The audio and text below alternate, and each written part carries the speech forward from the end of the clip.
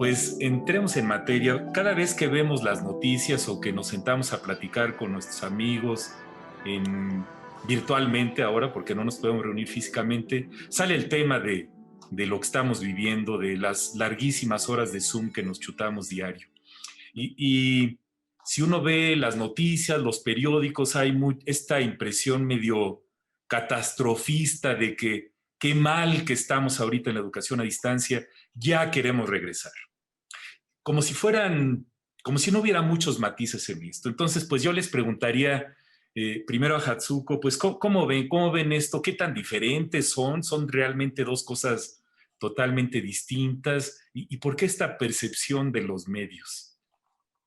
Quisiera iniciar diciendo educar para hacer, independientemente de la modalidad presencial, semipresencial y a distancia, nosotros tenemos que educar en los ámbitos afectivos, cognitivos, de aprendizaje.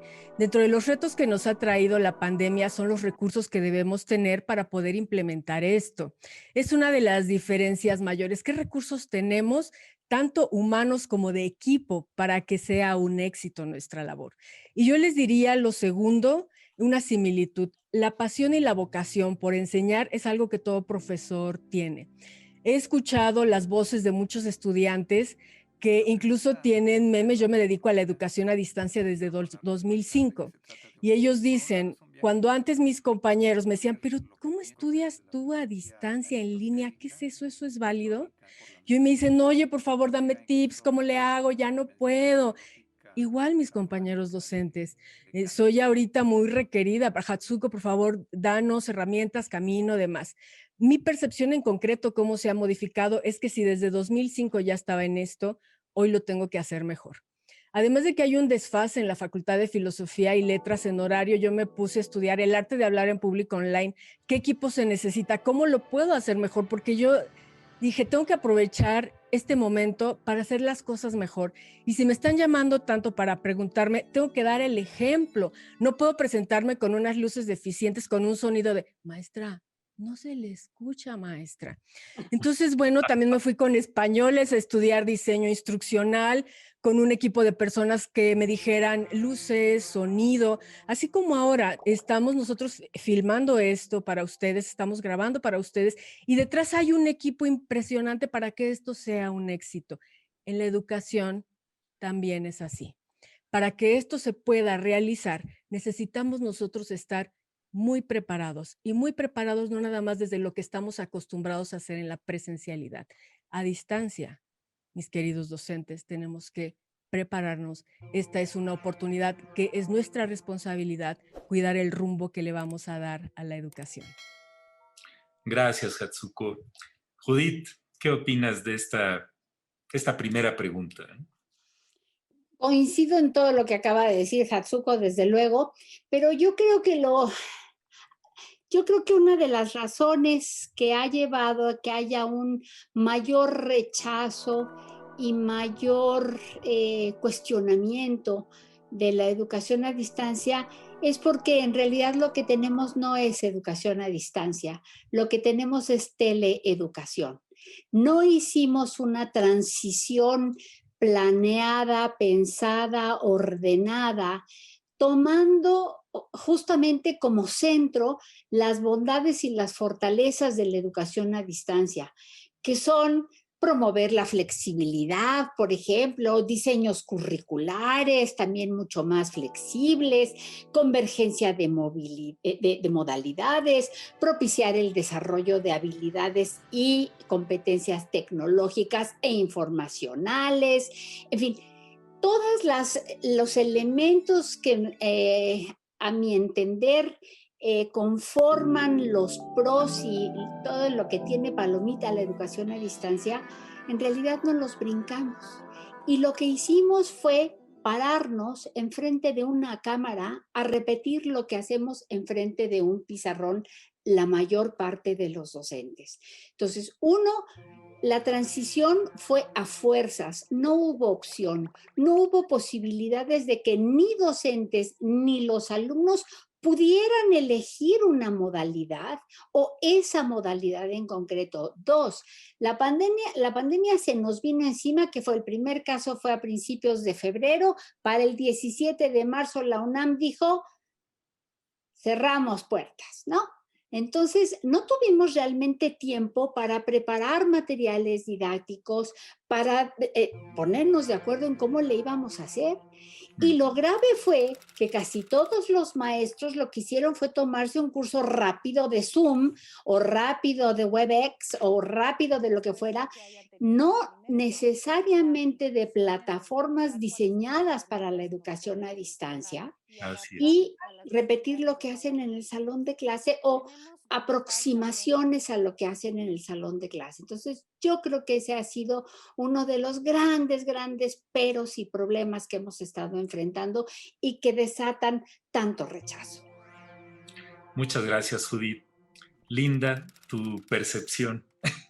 Bueno, yo creo que yo voy a ser la piedra en el zapato de este programa, porque soy socióloga. Y entonces tengo que ver desde esta perspectiva.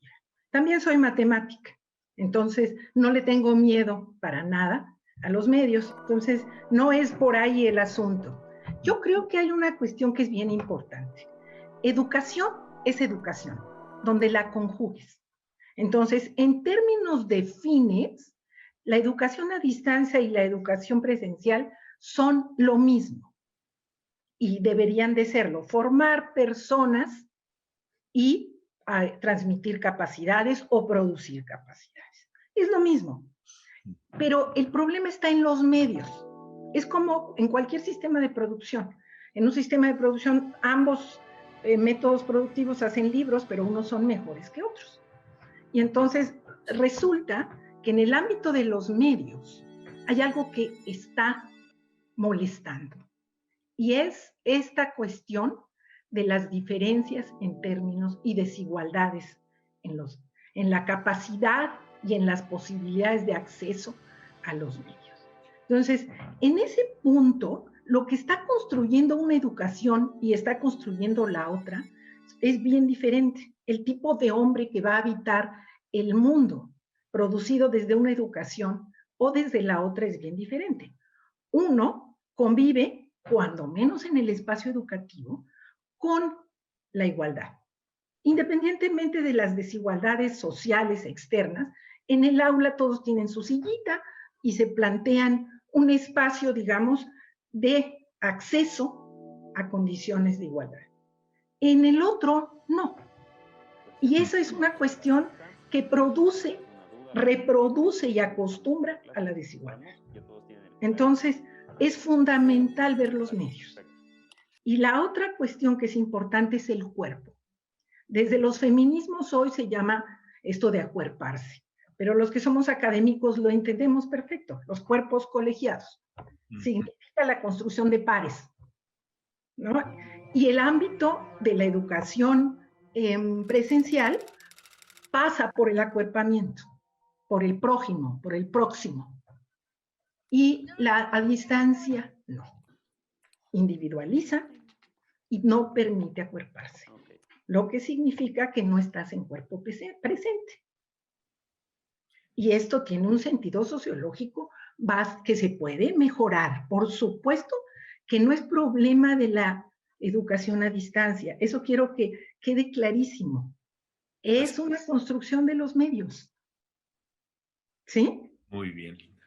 Perfecto, pues redondeas una parte amplísima para discutir sobre esto. Vamos a tener más espacios en los siguientes minutos. Les agradezco a las tres este panorama inicial porque de una u otra manera, como ya comentaron, fuimos empujados de una manera cataclísmica, por no ponerle otros apellidos, brutal en esta educación completamente a distancia.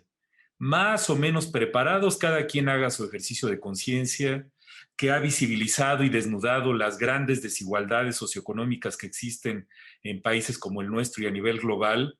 No hay duda de que la brecha digital ahorita está teniendo más impacto que nunca.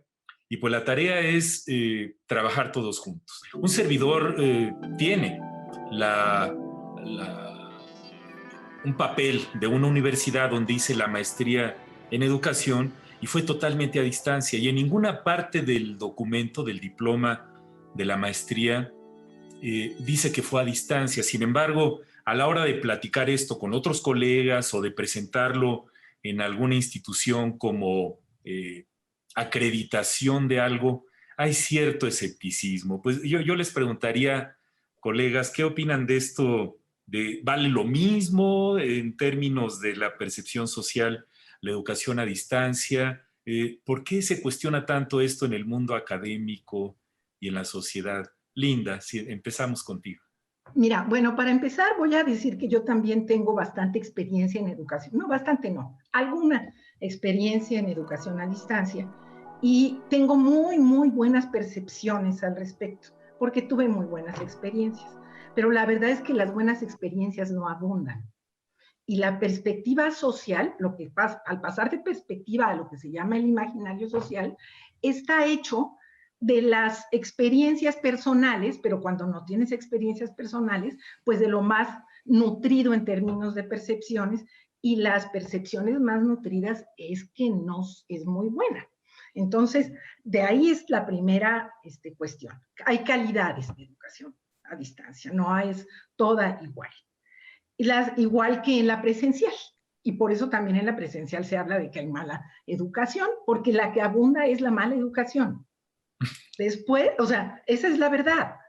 Y bueno, después la cuestión de por qué en el mercado de trabajo, ya me metí a un ámbito diferente de la sociedad en general, por qué en el mercado hay una percepción no tan buena.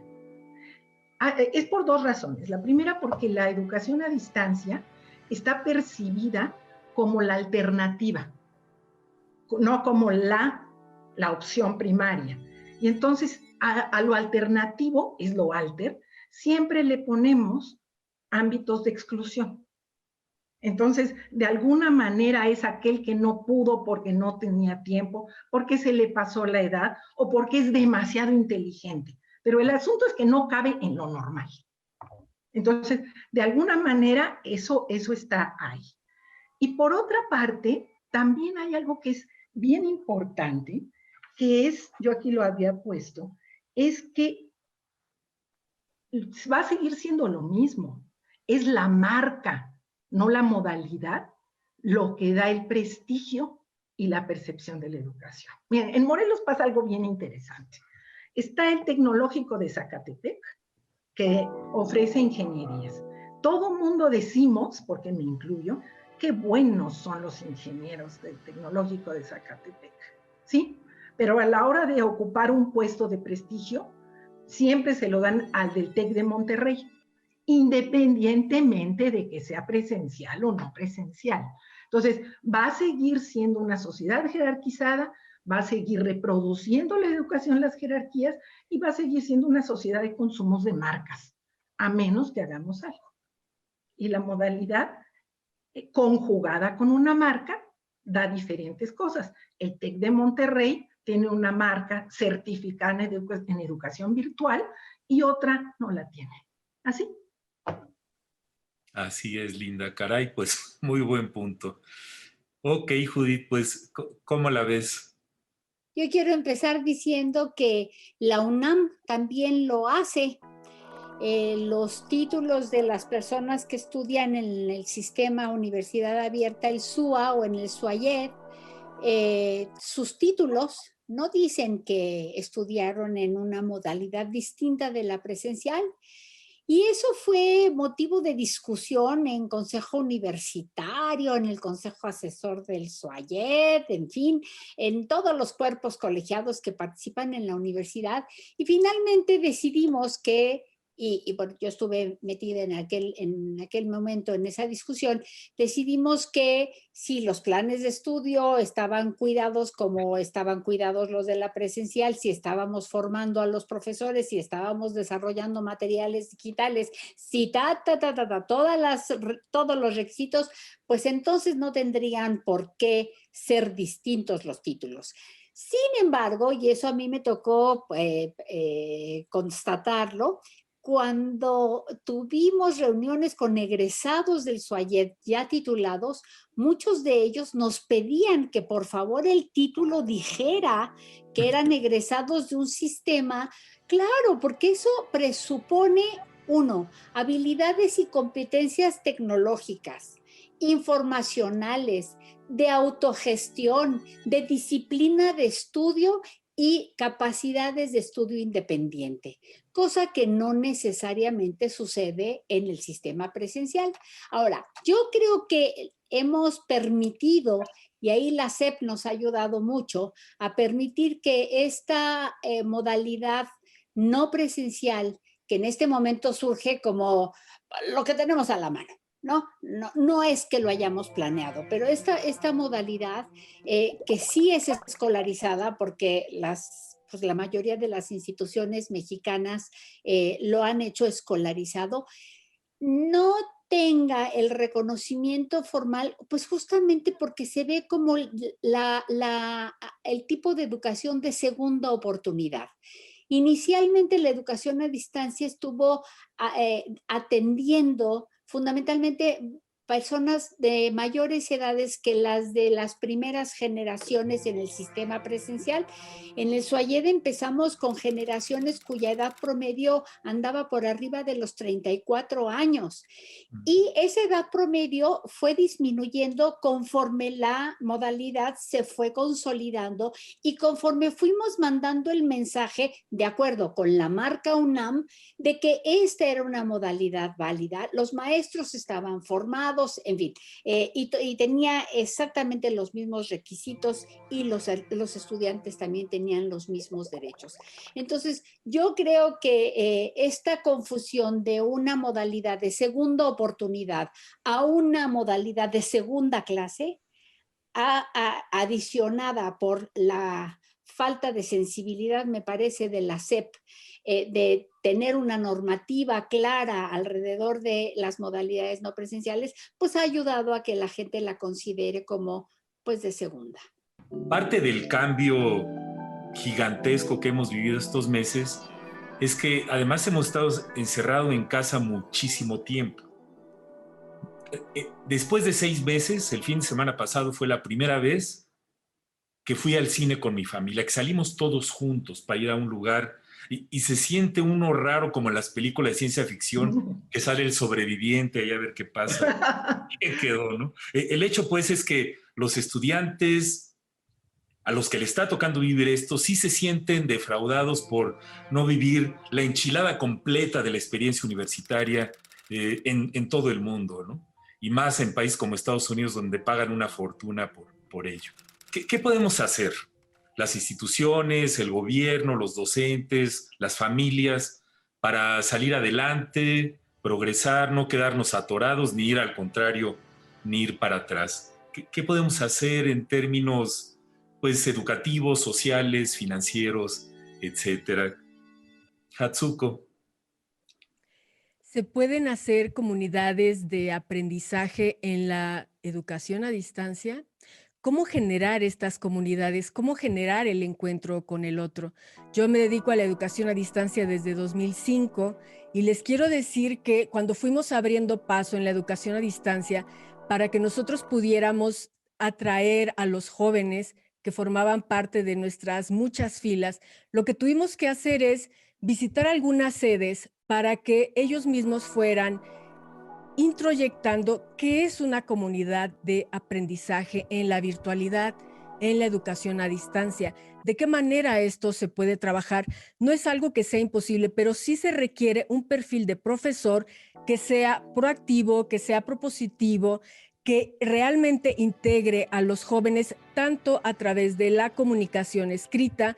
Cada vez que haya algún encuentro con los jóvenes, algún acercamiento con ellos, se tiene que hacer un trabajo extra para que realmente se puedan ir conformando estas comunidades de aprendizaje.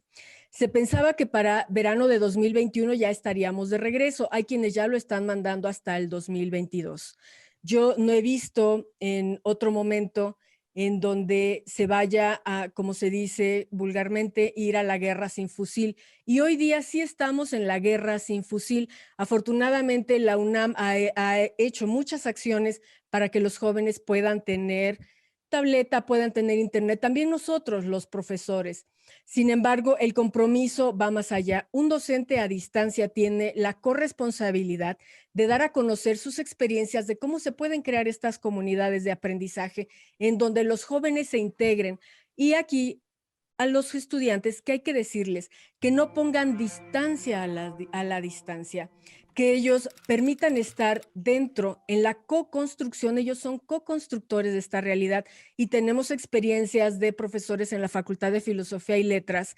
Desde la humildad comentan, es que a mí los jóvenes me están ayudando, ellos están implicados en el proceso y de esta manera podemos nosotros ir creando acercamiento entre jóvenes y docentes para que podamos funcionar en esta tríada de la educación a distancia, en la educación virtual. Los funcionarios sería muy bueno que se involucren, que conozcan de qué se trata. Yo he estado en juntas generales de directivos enormes donde hay muchísimos profesores, están todos los hacedores de la educación y tristemente escucho que se refieren al SUAYET como SUA, lo cual me lleva a pensar que tienen un conocimiento muy limitado de qué cosa es la educación a distancia.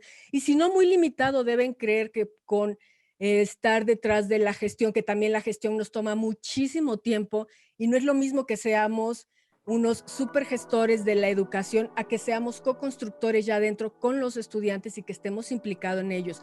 Yo he estado en los dos puntos, he estado como funcionaria y estoy como profesora. Les estoy hablando de mi postura es como profesora. Sí podemos crear comunidades de aprendizaje con los jóvenes. Yo lo he logrado, es posible y los jóvenes están fascinados. También necesitamos a los hacedores de la educación y yo les invitaría a que den un semestre en la modalidad a distancia para que vean y vivan qué es crear un portafolio electrónico, una carpeta virtual, cómo tener todas las evidencias de aprendizaje y además lograr los aspectos, así como abrí hoy, que es cognición, aprendizaje, los procesos afectivos, como sí se pueden lograr en la educación a distancia, en la educación en línea. Muy bien, Hatsuko, muchísimas gracias. Linda, se hace camino al andar. ¿Cómo ves el trayecto? ¿Qué hacemos? Se hace camino al andar, exacto. Yo creo que necesitamos acción y discurso y que además que sean compatibles. Y yo creo que la primera acción, y también acompañada de un discurso coherente que así lo anuncie y que haga opinión pública, es que hay que sacar a la educación a distancia de la casa. O sea, tenemos que dejar claro que esto es una coyuntura, que la educación a distancia no es la que se hace en la casa, que hay otros espacios en donde se puede hacer y que uno es libre de escoger el espacio desde donde se va a hacer. Y saquemos la educación presencial de la escuela, porque también la dicotomía no es esa, la dicotomía no es escuela o casa, la dicotomía es espacio libre y bueno para el aprendizaje. Entonces, en ambos casos necesitamos trabajar y armar un discurso coherente y real respecto a esto. O sea, chicos que no tienen otro lugar más que un rincón en su casa para estar en educación a distancia, mejor que vayan a la escuela. O sea, necesitamos tener claro que los medios tienen que ser los medios ad hoc para que sirvan. Y que el encuentro debe ser un lugar lúdico en donde sea. Entonces, yo y creo que eso es una cuestión de hacer no retórica, sino lo que llaman los sociólogos discurso. La segunda cosa que es muy importante es alfabetizar.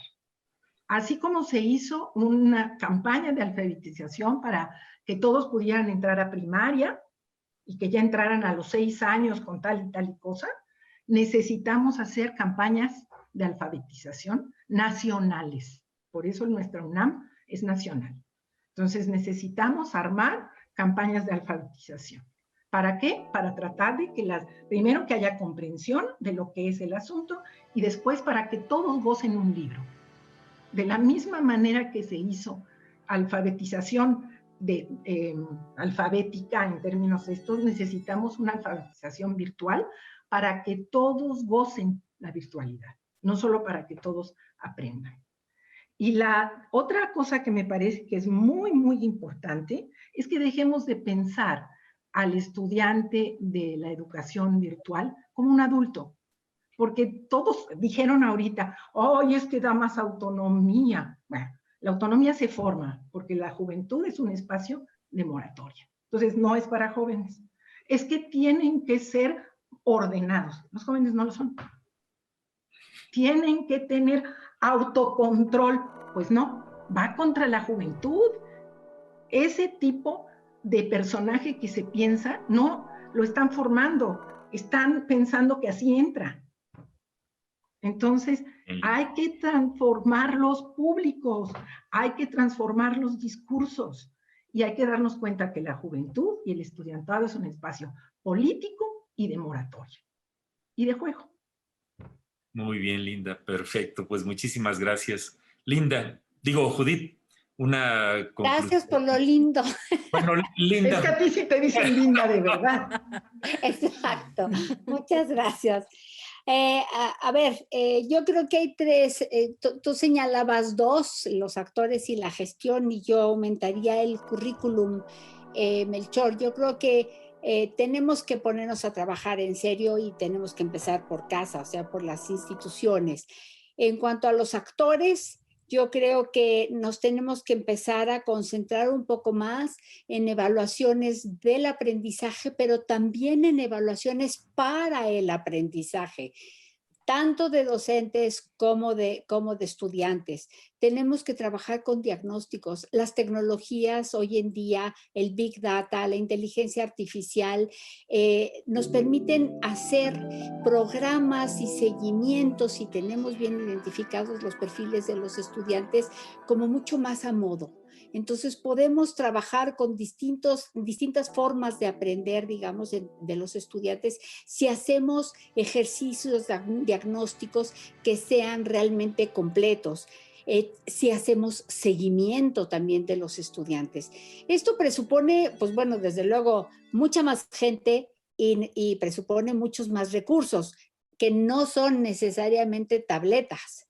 Pero eso ya lo podemos hacer y la universidad tiene todo para hacerlo. En cuanto a currículum, tenemos que hacer currícula diferenciados de la presencial, de la de a distancia, porque son distintos, aunque sean educación las dos.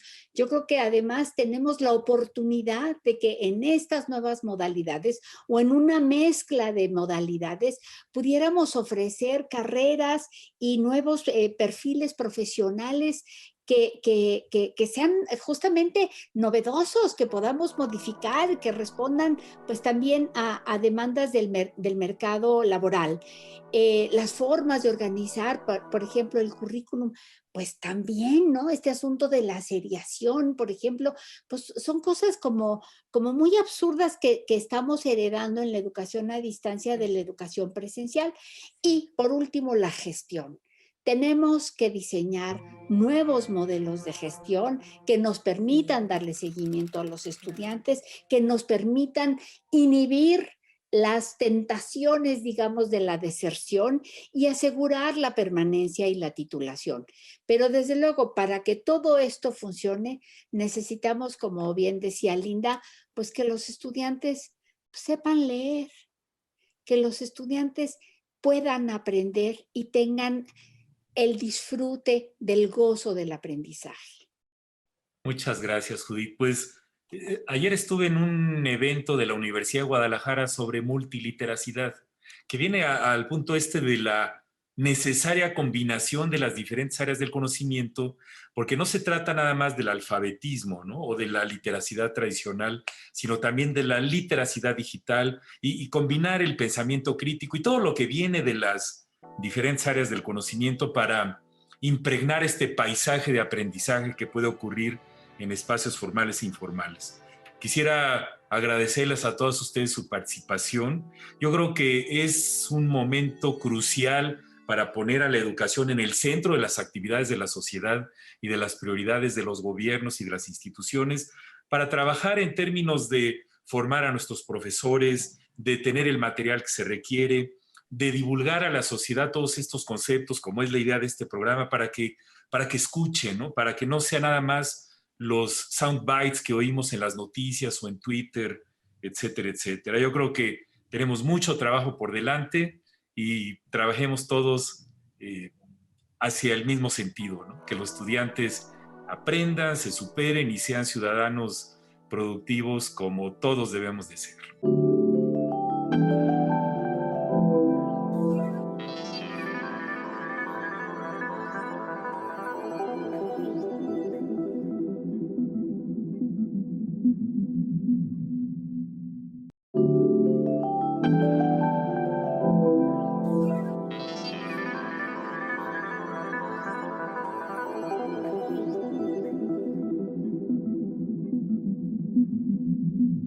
Estamos de regreso en la tertulia sobre educación a distancia de la Universidad Nacional Autónoma de México. Estamos comentando con nuestras amigas y amigos pues cómo la han vivido como docentes, ¿no? En otros episodios hemos tenido historias casi de terror de cómo la han vivido algunos profesores en nuestro país y en general en todo el mundo, en términos de que de repente se vieron envueltos en este tsunami educativo y la mayor parte de los profesores, por una serie de circunstancias, no habían tenido la experiencia que ustedes han tenido ya por varios años utilizando esta modalidad a distancia. Y cada vez que hablamos de esto con profesores, ellos quieren saber, bueno, ¿cómo le hago? Díganme cosas prácticas, no quieren que les demos una conferencia gigantesca sobre toda la ciencia pedagógica de la educación en línea y quieren sugerencias, tips. Yo les preguntaría a ustedes qué sugerencias, tips y consejos le darían a nuestros colegas que están viviendo ahorita la educación a distancia. Empezaríamos con María Luisa. Muchas gracias. Yo creo que en este contexto podemos aprender mucho de lo que por años se ha hecho en educación a distancia. Creo que es el momento de capitalizar esos aprendizajes, ¿no? Entonces, mis sugerencias o consejos serían pocos, pero importantes, creo. Lo primero es que sí se animen a usar una plataforma educativa o lo que se conoce como un entorno virtual de aprendizaje. Que puede ser, bueno, pues en la universidad, por ejemplo, donde yo estoy, hemos usado por mucho tiempo Moodle, pero ahora con todo esto, pues también la gente ha empezado a usar Google Classroom o están usando Teams o hay gente que usa Edmodo, o sea, hay diferentes soluciones. Y también dependiendo de cuál sea la política en la institución, ¿no? En algunas instituciones está indicado usar una en particular, en otras les dan libertad de usar la que mejor les funcione, pero creo que sí es importante usar estas plataformas porque en realidad son metáforas de lo que es el aula presencial y tienen todos los elementos para que funcionemos como funcionamos en un aula física. Entonces nos ayudan mucho a organizar el trabajo con los estudiantes. Entonces esa sería una primera idea y que utilicemos lo que yo pensaría que son como las tres patas del banco de la educación a distancia, ¿no? Que por un lado son los contenidos, por el otro lado son las actividades y por el otro lado es la comunicación. Entonces, en los contenidos yo les sugeriría que busquen contenidos atractivos. Hay muchísimo disponible en la red, hay muchos recursos educativos abiertos que podemos utilizar. No tenemos necesariamente que ponernos a producir todo desde cero, hay muchas cosas utilizables y para esto sirve hacer lo que se llama curaduría, ¿no?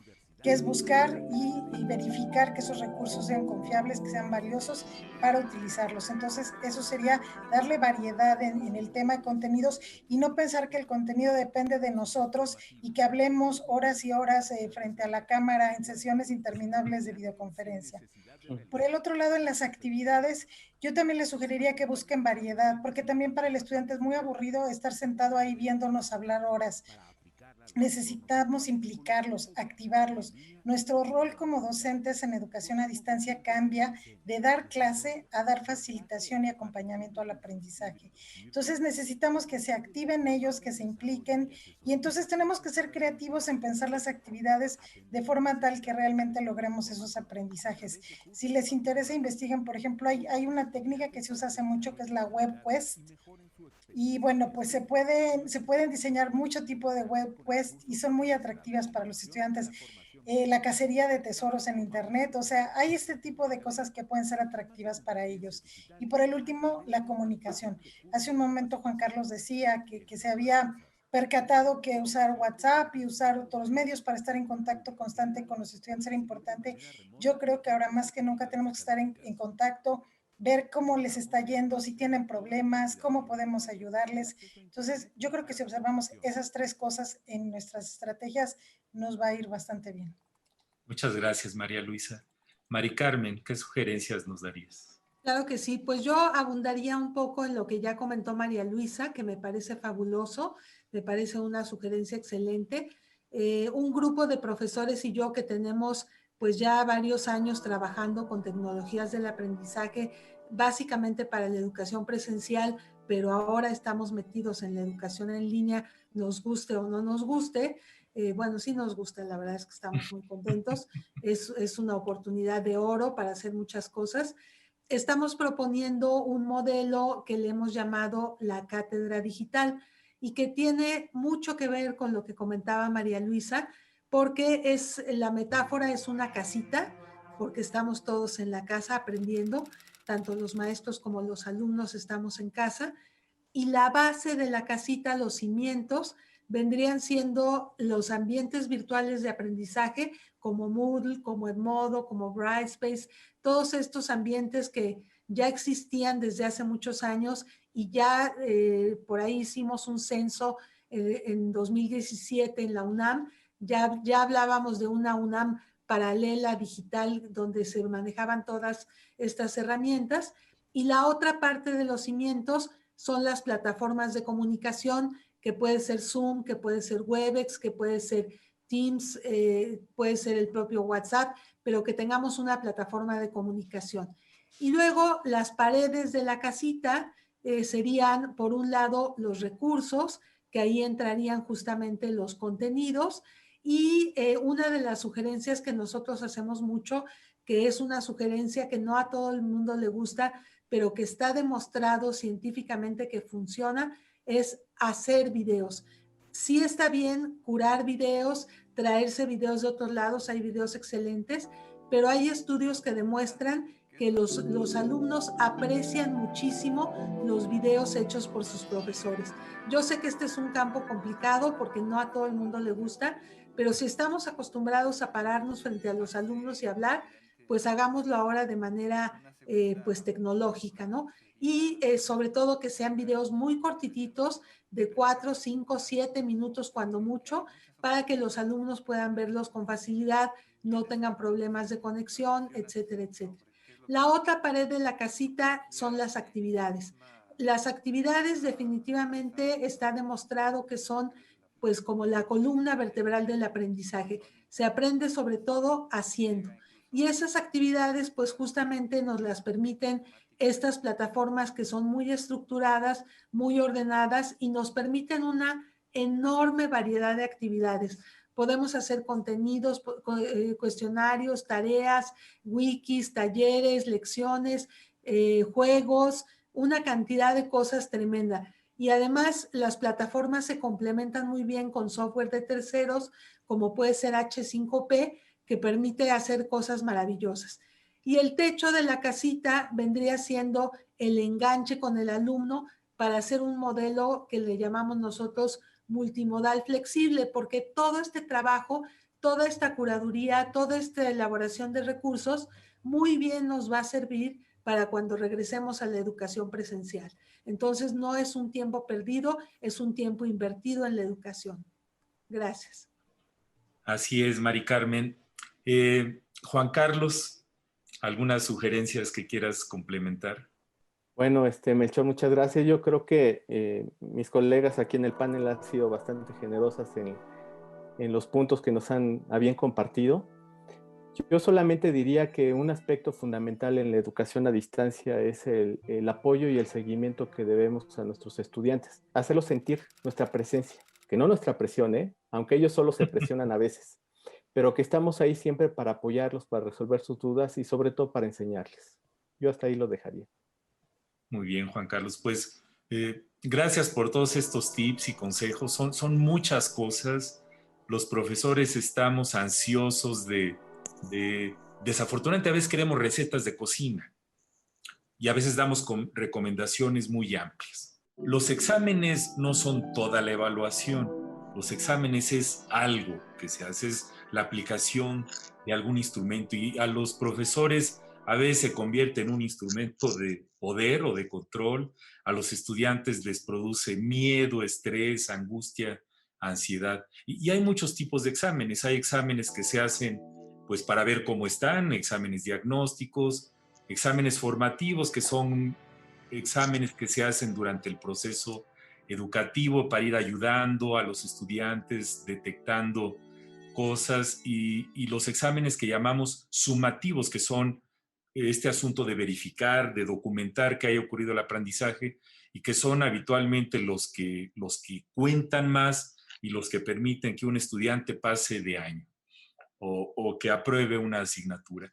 Entonces, en este caso, pues yo le preguntaría a Sofía, ¿cómo qué tipos de exámenes crees tú que puedan hacerse desde tu punto de vista de estudiante en la modalidad en línea y particularmente en la casa, ¿no? Porque no es lo mismo en línea, en un aula de cómputo de la universidad, que en tu casa. ¿Y cuáles serían algunos pros y contras de esto?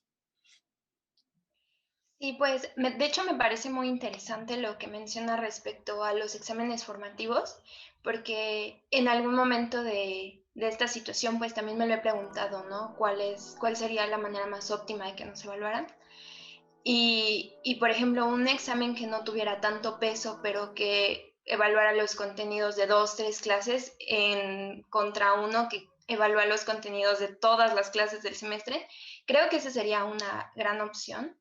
También considero que pues no se ha explorado mucho, pero podría llegar a ser interesante la opción de hacer exámenes en equipo, porque a fin de cuentas, digo, si es algo que los profesores van regulando para que no haya trampas, puede ayudar a la colaboración entre los compañeros y también a que entre todos nos vayamos ayudando, ¿no? A poder obtener no solamente una buena calificación, sino también los aprendizajes esperados para el curso. Muy bien. Pues gracias, Sofía. Eduardo, ¿cómo ves esto? ¿Cómo qué tipos de exámenes se pueden aplicar con las herramientas tecnológicas y algunos pros y contras de esto? Yo diría, Melchor, que se pueden aplicar todos los tipos de evaluaciones que hay, pero que el punto más importante, pues yo diría que hay dos puntos que se tienen que tomar en consideración. El primero es a la cantidad de estudiantes que les tienes que hacer un examen, porque si son pocos los estudiantes, tú puedes hacer un examen verbal, oral, de ejecución inclusive, uno a uno. En Inglaterra, por ejemplo, se acostumbra mucho a hacer evaluaciones a distancia, en línea, en donde un profesor está evaluando a un estudiante. Entonces no hay problema en el sentido de que es fácil de supervisar. El segundo tema es qué tanto peso o qué tantas consecuencias tiene el examen. Entonces, si es un examen para retroalimentar al estudiante, pues no hay que tener demasiados cuidados ni tampoco demasiados controles. Pero si es un examen para certificar, tú imagínate un examen de certificaciones médicas, por darte un ejemplo que tú debes de conocer muy bien, siendo médico, pues tienes que poner todo, vamos a decir, en juego para que la evaluación sea justa, para que te refleje realmente las competencias que tiene, en este caso, el egresado o el futuro profesionista. Puedes hacer evaluaciones de ensayo, evaluaciones que le llaman de libro abierto, que yo me imagino que digamos, dado el tema de la confiabilidad o de la confianza que se le puede tener a una evaluación con exámenes cerrados y opción múltiple, donde se pueden copiar, se pueden filtrar las respuestas fácilmente, pues hay que transitar, y yo creo que los especialistas orientan a que hay que transitar a evaluaciones tipo libro abierto, en donde no importa que te lo lleves a tu casa, que te va a costar mucho más tiempo, pero en donde la supervisión no es lo más importante. Entonces, tienes que hacer un balance entre el número de estudiantes y las consecuencias que va a tener la evaluación. pocos estudiantes con pocas consecuencias, pues puedes hacer cualquier tipo de examen sin demasiada preocupación. Muchos exámenes con muchas consecuencias fuertes, entonces tendrás que hacer muchos controles y será mucho más restringido, por decirlo de esta manera, la evaluación que tú puedes hacer. Pero sí, insisto, que puedes hacer cualquier evaluación y que donde está el gran problema de las evaluaciones masivas, pues básicamente es en la confianza que tú le tengas a las respuestas que te da el estudiante, que sean respuestas auténticas y que no les hayan ayudado personas, terceras personas para que ellos puedan contestar. Pero haciendo un balance puedes hacer de todo. Si tú me dijeras qué prefieres, una evaluación a distancia o una evaluación presencial, yo te diría de todas una evaluación presencial, porque tienes mucho más formas de control, pero en la pandemia no te permite eso, entonces tienes que transitar con todas las limitaciones, hacer lo mejor posible una evaluación que te permita la tecnología hacer. Así es, Eduardo. Muchísimas gracias por tus comentarios.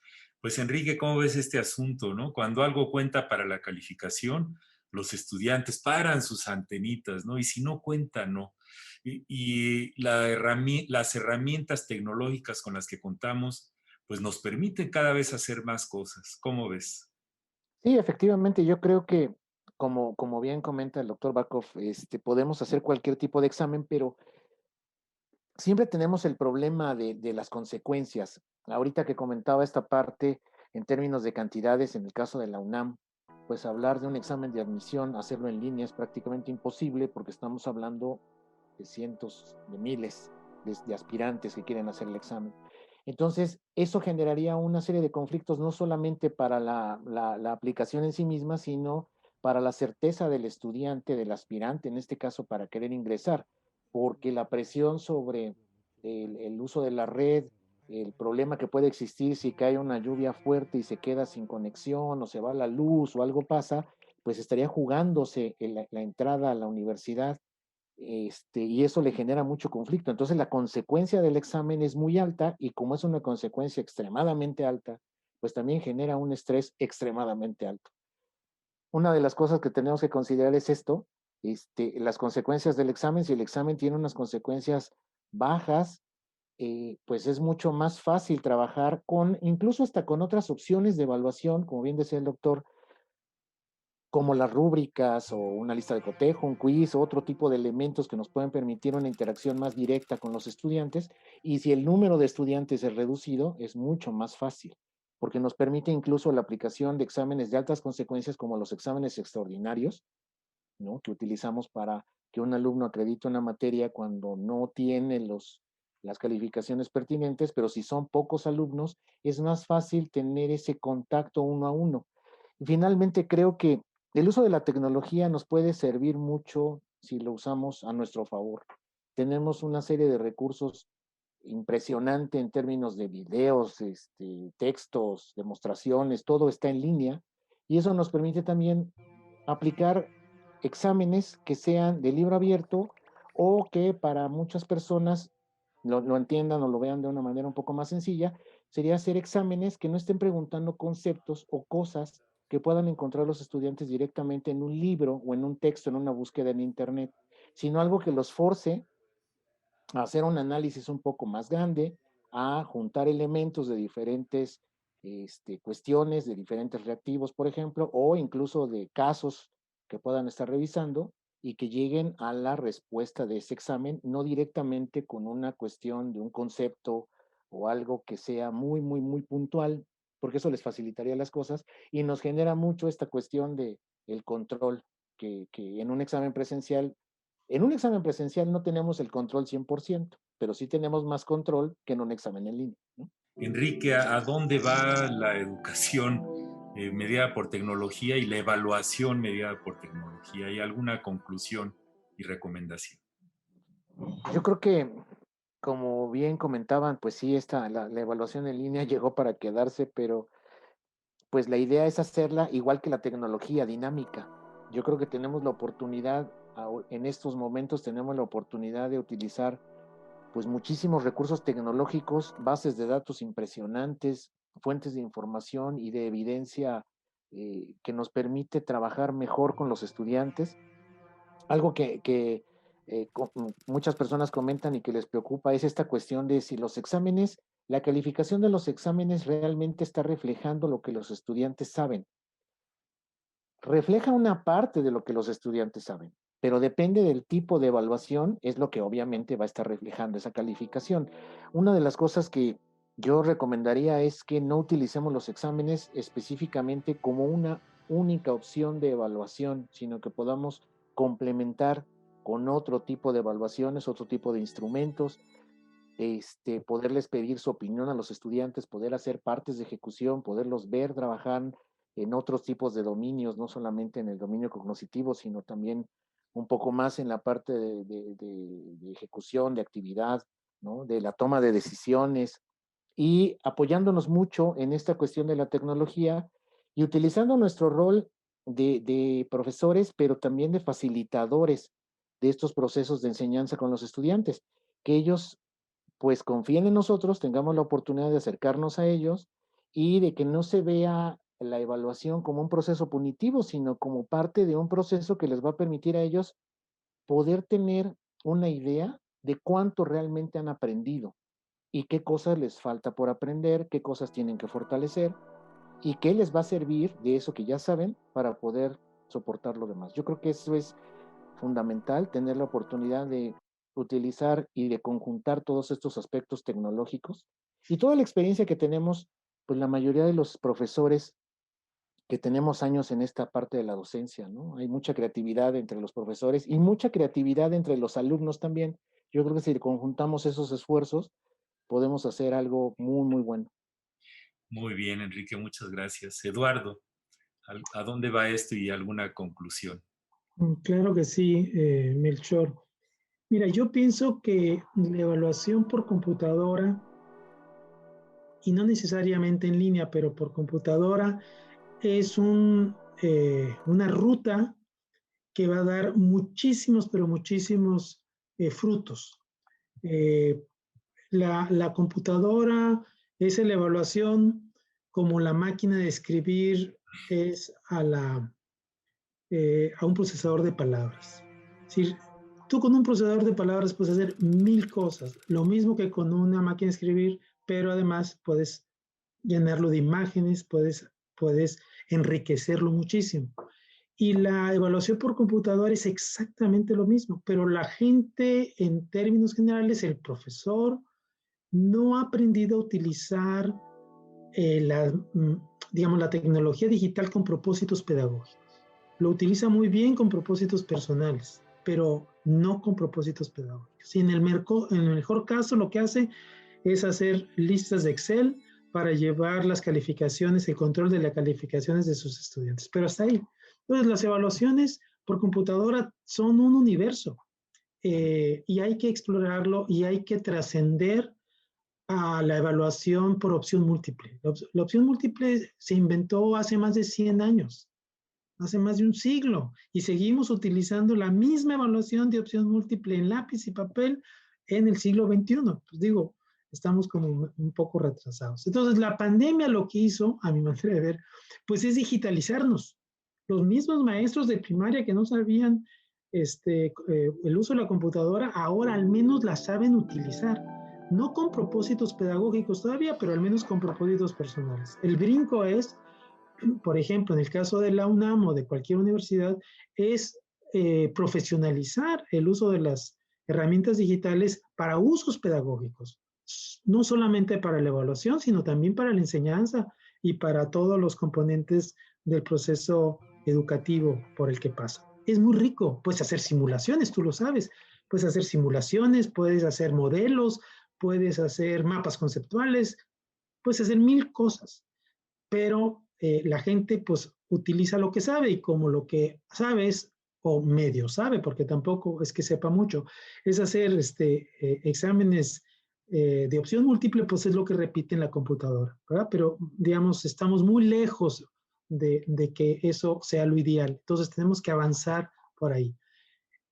doy el brinco a la evaluación asistida por computadora, pero en Internet. Entonces, tenemos que adaptarnos porque no está todavía adaptada, no hay instrumentos suficientes, por ejemplo, para hacer muchos reactivos que no sean de opción múltiple, sino de respuesta construida y que se puedan aplicar a través de las plataformas por Internet.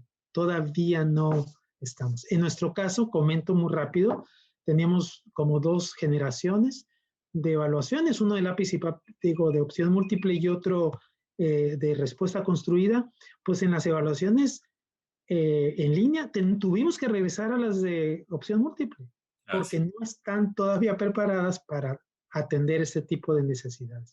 Pero yo le veo una ruta muy buena y creo que vamos a avanzar. Creo que el país entero ha avanzado. Creo que la universidad tuya y otras universidades seguro no van a ser igual que antes de la pandemia en este sentido. Y tenemos que aprovecharnos para subirnos a la ola, como dirían, de la tecnología.